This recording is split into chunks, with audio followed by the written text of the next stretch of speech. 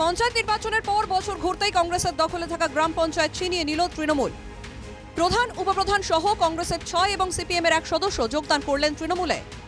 2023-এ 15টি আসন পেয়ে মালদহের কালিয়াচক 1 নম্বর ব্লকের সিলামপুর 2 নম্বর গ্রাম পঞ্চায়েত দখল করেছিল কংগ্রেস।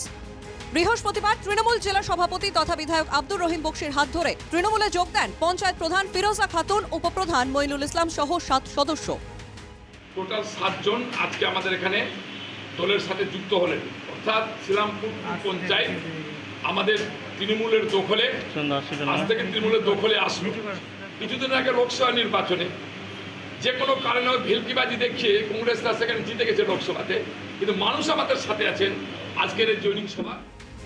দলে থেকে কোনো কাজ করতে না পেরে তৃণমূলে যোগদান, মন্তব্য দলত্যাগী প্রধান ফিরোজা খাতুনের। মানুষকে সরাসরি পরিষেবা দিতে ব্যর্থ করেছি তবুও অল্প, কিন্তু মানুষের স্বার্থেই কাজ করতে চাই। মাননীয় প্রধানমন্ত্রী, মুখ্যমন্ত্রীর আদর্শ ও উন্নয়নমূলক কাজে আমরা অনুপ্রাণিত হয়েছি বলে আমরা জাতীয় তৃণমূল কংগ্রেসের পতাকাটা হাতে তুলে নিলাম।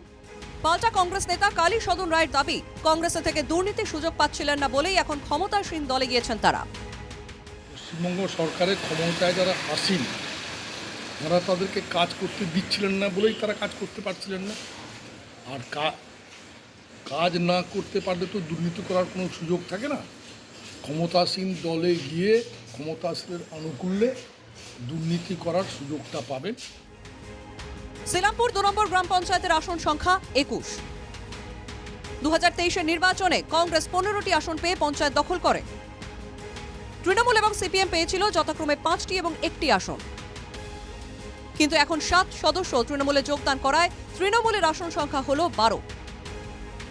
স্বভাবতই এই গ্রাম পঞ্চায়েত এখন থেকে তৃণমূলের দখলে। মালদা থেকে সুমিত ঘোষের রিপোর্ট, NK টিভি বাংলা।